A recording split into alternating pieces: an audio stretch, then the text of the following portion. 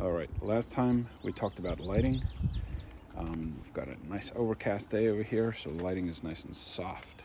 Something I want to talk about today is exposure. We have a couple of different shades over here. We have something that's virtually black, we have something that's very light, and we have something that's a middle gray. What I'm going to do, and I would ask you to do the same thing, is I'm going to take a picture of each of these where it fills the whole frame.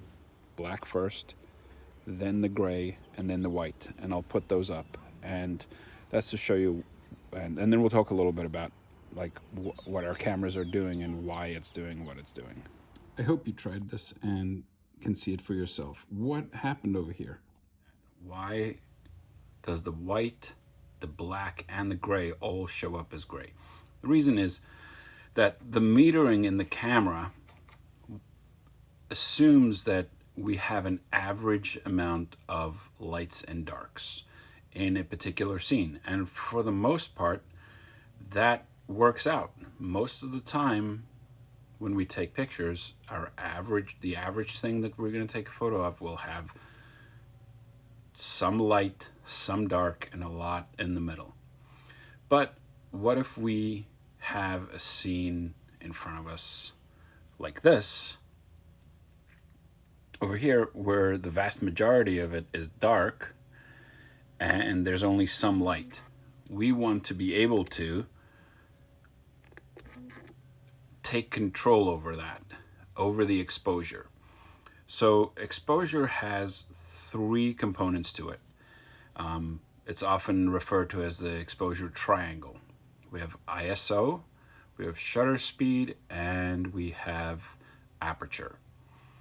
So the ISO it goes back to film days, where film in cameras have different amounts of sensitivity to light.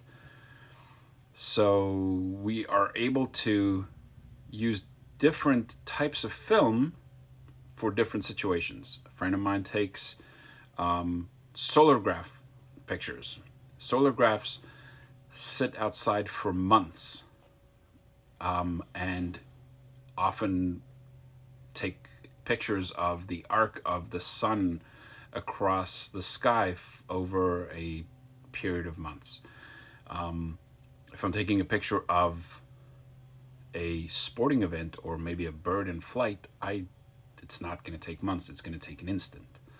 So one of those things we have is how sensitive is my film, or in the digital space, that sensor is to light hitting it, right? Because that's what photography is. It's a certain amount of light hitting a film or a sensor, capturing that light. Okay, so that's ISO. The way that I like to, so I'm gonna use some analogies here because some of these things get a little technical. So the way that I like to think about ISO is kind of like a sponge. Different types of sponges will absorb water at different rates and hold different amounts of water. So those green sponges in the bottom of flower arrangements, this thing keeps going off, those hold a lot of water and they take longer to get the water in there, but they're really fine. And maybe a sea sponge or some of those really porous sponges will get saturated much quicker. The second component is speed. So shutter speed in this case on the photos, but bringing us back to the water, imagine a tap and how long I keep it open and then shut it will dictate the amount of water that comes out of that tap, right? So if I need a precise amount, I can actually precisely time how long I'm going to keep it open or not. And then the third component is aperture.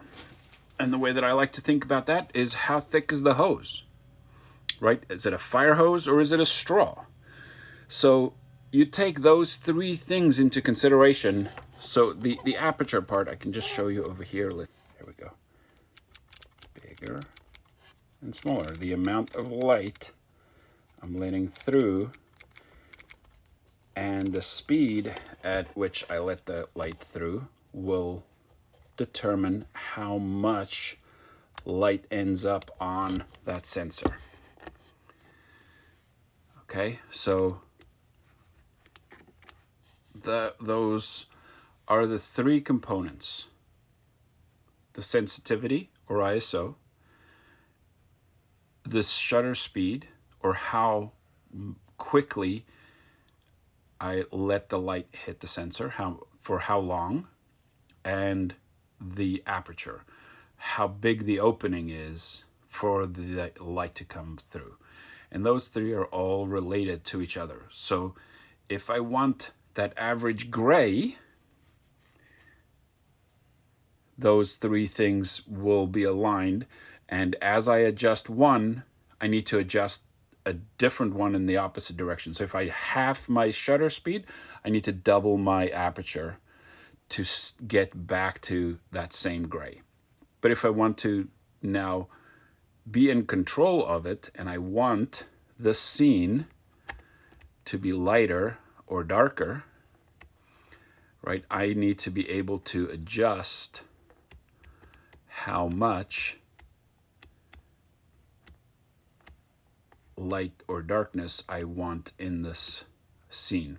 And controlling my shutter speed, my aperture, or my ISO, or a combination of those, becomes important things to be able to control in that situation. Let me know if you have any questions, comments, if something wasn't clear and I need to try and explain it a little bit differently. I'd love to do that. Thanks.